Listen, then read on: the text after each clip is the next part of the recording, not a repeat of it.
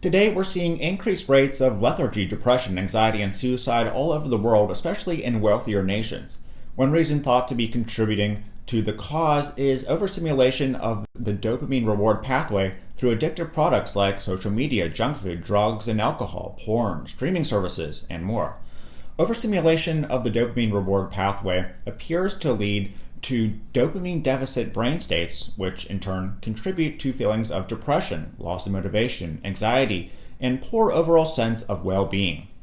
This has led to the practice of the dopamine fast or dopamine detox. Dopamine detoxing is a behavior strategy thought to reset the dopamine system by abstaining from pleasure-producing activities for a period of time. Now, to date, there have been no studies or papers suggesting that it's actually possible to fully reset one's dopamine system, making the dopamine detox more of a fad than a true evidence-based practice. However, many studies about how dopamine works are emerging, which we can pull from to do things like learn to schedule dopamine releases, understand and correctly combat addictive behaviors that lead to dopamine deficits, and even increase the amount of dopamine for a better sense of well-being. Now, in this video, I'll provide what is hopefully an easy to understand and concise overview of dopamine and the real evidence-based practices around dopamine detoxes and fixing dopamine deficit states. This includes what dopamine is and how it works, why many people are falling into states of dopamine deficits, and the real evidence-based practices you can do to regain more motivation and well-being in life. As a quick note, I'm not a doctor nor try to play one, so before making any drastic changes to your life, please consult a licensed professional and make sure to read the studies mentioned in this video or in the description below for yourself. First, dopamine is a type of neurotransmitter or chemical messenger. Your body makes it and your nervous system uses it to send messages between nerve cells. Too much or too little of it can lead to a vast range of health issues. You may think dopamine is the main chemical of pleasure, but really the current opinion in pharmacology is that dopamine instead confers motivational salience, or the willingness to expend effort to reach goals and gain rewards. Although it does contribute to feelings of pleasure, dopamine can be thought of more as the motivation molecule. Too little dopamine can leave you unfocused, unmotivated, and lethargic, and even depressed. It's so critical to motivation that in a study, dopamine deficit lab mice lack the motivation to eat when placed by food just a few inches away. It's understandable why the mice were in a dopamine deficit state, but why are so many people now reportedly falling into similar states today?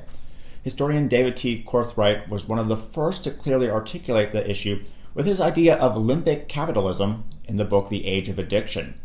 Essentially, more and more global industries today are profiting by encouraging and manipulating excessive consumption and even addiction of their products and services. Such examples include drugs like street drugs, drugs from pharmaceutical companies, and other addictive consumables like alcohol and coffee, gambling, now including sports gambling, porn, social media, addictive junk food, streaming services, and much, much more. Not only are the products found in these industries readily available for little or no cost, but are manipulated in a way to suck as much attention and energy as possible from us by manipulating dopamine reward pathways. Evolutionary psychologists believe humans are wired to live in environments of scarcity, as the human race had to for hundreds of thousands of years. Our brains are not well equipped to deal with this sudden abundance of free dopamine-producing goods out there. So we spend our time and energy interacting with these addictive products more and more, which then leads to dopamine deficit states in the brain. How exactly? In the book Dopamine Nation, psychiatrist Dr. Anna Lembke describes how this has to do with dopamine having a pleasure and pain component to it. See, when we first get likes and shares on a photo on Instagram, for instance, dopamine is released in the brain, motivating us to check Instagram again for that same reward. After all, addictive things cause dopamine levels to spike, some more than others. The more we use the addictive thing, the more our brain weakens the pleasure response we get from it, while keeping the pain or craving or agitation that motivates us to need it. Dopamine receptors are relatively fragile, and this constant bombardment can damage them or even stimulate them to death. This is a process called downregulation. That means you'll crave more of the addictive substance, in this case checking Instagram on your phone, but get less pleasure out of it and other activities, making you abuse it more and more. Now think of it this way. Dopamine contains a pleasure and pain side, as illustrated in this very simplistic picture. When released for the first time, both are in homeostasis. But as we continue to use that drug or addiction of choice and press on the pleasure side of the brain, the pleasure wears off, leading to more pain or craving as the brain tries to keep us in homeostasis and balance. The result is the body craving the addictive substance for long periods during the day and not experiencing much pleasure and enjoyment from the said substance or other less addictive activities that used to give us pleasure. This, if damaging enough, then leads to mental states of depression, anhedonia, anxiety, and more. So if you find yourself in such a state, what can we do to restore healthy, fully functioning levels of dopamine? Again, the answer is more complicated than simply fasting from all pleasure-producing activities for a few days and then rebooting your dopamine system. However, research is indicating by, number one, re-regulating dopamine levels, and then number two, increasing dopamine in the body, you can fix potential dopamine brain deficits and improve subjective well-being in life. So part one is to re-regulate and time the release of dopamine in the body. If you're in this dopamine deficit state, chances are one or more addictive activities you do throughout the day are contributing to this state, whether it's social media use, gambling, binge eating, etc. You'll have to identify these main behaviors, and if they are things that you don't want to be spending the bulk of your motivation on, put in place steps to get rid of them or significantly limit their use.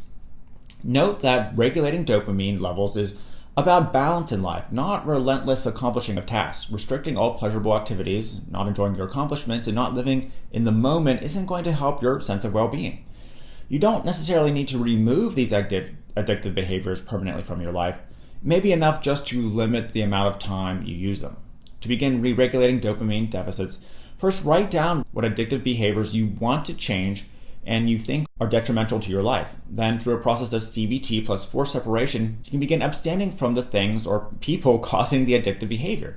Now, CBT is a form of psychological treatment that includes a wide variety of practices and techniques. At its core, CBT states that psychological problems are based in unhelpful ways of thinking and learn patterns of unhelpful behavior. In this case, you first need to acknowledge that the addictive behavior is partially or perhaps fully out of your control, and that you need to challenge the way you think about it to then change your behavior around it. In other words, simply using willpower alone and approaching the addiction the same way you have been isn't going to work long term. We need new thoughts and behaviors surrounding the addictive element. Next, start to become mindful of when the craving or urge to use the addictive substance happens and acknowledge when the craving starts. Then, instead of blindly giving in to the craving like before, engage in a new routine that has to do with diverting attention away from the craving. Instead of giving into that urge to smoke dope or gamble online, you're going to acknowledge the craving to do so, but then engage in another activity, something beneficial long-term to your life like exercising or reading, to replace it. And to ensure you don't relapse into the addictive process, you can forcibly separate yourself from the thing causing your addictive behavior. If you're addicted to social media or internet sites, install parental blockers or page blocking extensions that require passwords and significant work to disable. If you smoke, throw out old cigarettes in your house. If you eat too much junk food, throw out the junk food in your house. Yes, of course, you can still go buy some, but now the process of indulging in that craving becomes harder now that you have to expend much more energy and effort to satisfy the craving. Now, of course, addiction is a spectrum, and there may be some people who are so addicted that they need intense intervention. But for many people suffering from products that have to do with this limbic capitalistic idea, you can probably make significant behavioral changes just on your own. It appears that about 30 days or more is needed for the brain to begin adjusting to the new behavior and to reset reward pathways. So abstaining from your addiction of choice for a week or two probably won't have any effect. You'll start feeling better in 30 days, and then you need to make sure not to relapse and keep your improved behavior strategy in place for the rest of your life. Also, you need to be conscious of when you do spike or surge dopamine, since it will inevitably happen again. For instance, if you engage in a reward and spike dopamine before engaging in a difficult task, focusing and being motivated to accomplish that task will become much harder. Neuroscientist Huberman suggests not spiking dopamine before engaging in something that will require effort and motivation, but instead trying to spike dopamine from the effort itself. In other words, don't reward yourself before or even after doing the task. Instead, make the task the reward. Make your job or whatever it is you're trying to accomplish engaging and fun the best you can. Focus on enjoying the journey, for example, writing that novel or lifting weights, not necessarily the destination, rewarding yourself for publishing that first book or savoring winning a bodybuilding competition. You'll have to do some existential type thinking here and decide if you want your life to primarily be about engaging in short-term pleasures with little overall meaning. like indulging in video games, gambling, drugs, etc., or have a mix of meaning and happiness in life, meaning putting away some of the more hedonistic activities for activities that give a sense of purpose greater than yourself, like working a job that's meaningful to you or volunteering, for example. Part 2 to fixing dopamine deficits is to increase the amount of dopamine in the brain. Now, by increasing dopamine, researchers just mean one of the following. More dopamine is being made. Dopamine breakdown is slowing down. More dopamine is being recirculated. More dopamine receptors are being created. Existing dopamine receptors are working better. Here are several ideas that you can try that have been found to work in some individuals based on research. Idea number 1, do physically or mentally hard challenges. As discussed by Dr. Lemke, by pressing on the pleasure side of the brain to produce more pain, one can press on the pain side to produce more pleasure. The brain is always trying to find homeostasis. One idea of pressing on the pain side of the brain is to take ice baths or cold showers in the morning. Taking a shower in 14 degrees Celsius, 57 degree Fahrenheit water can increase dopamine substantially in some people, up to 250%. Try engaging in hard but ultimately beneficial tasks would not only help you achieve goals but increase pleasure while doing them, like weightlifting, reading a hard to understand but profound work of literature, and more. Idea number 2, improve your diet. Specifically, try to consume more L-tyrosine, an amino acid that is the precursor to dopamine. You can do this by increasing healthy protein intake with almonds, eggs, fish, and chicken, and checking to see if you're deficient in one or more of the following cofactors needed to turn L-tyrosine into dopamine, such as vitamin B6, vitamin B9, copper, zinc, or iron. Also, it may help to reduce the number of saturated fats in your diet. One study found that rats that consume 50% of their calories from saturated fat had reduced dopamine signaling in the reward areas of their brain compared to animals receiving the same amount of calories from saturated fat. Idea number 3, get adequate sleep. New research is suggesting that lack of sleep can reduce the number of dopamine receptors. Not only can prolonged poor sleeping habits hurt, but perhaps even one night of sleep deprivation results in the downregulation of dopamine receptors. Look into sleeping longer and getting a better quality of sleep. Idea number 4, spend more time in sunshine. Science constantly shows us that low exposure to sunshine can reduce in levels of mood-boosting neurotransmitters, including dopamine. One study in 68 healthy adults found that those who received the most sunlight exposure in the previous 30 days had the highest density of dopamine receptors in the reward and movement regions of their brain.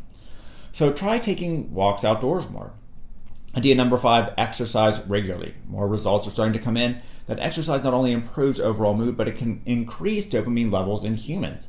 Specifically, you should go for sustained exercise over a period of time, like planning on exercising constantly 3 days out of the week for, say, an hour.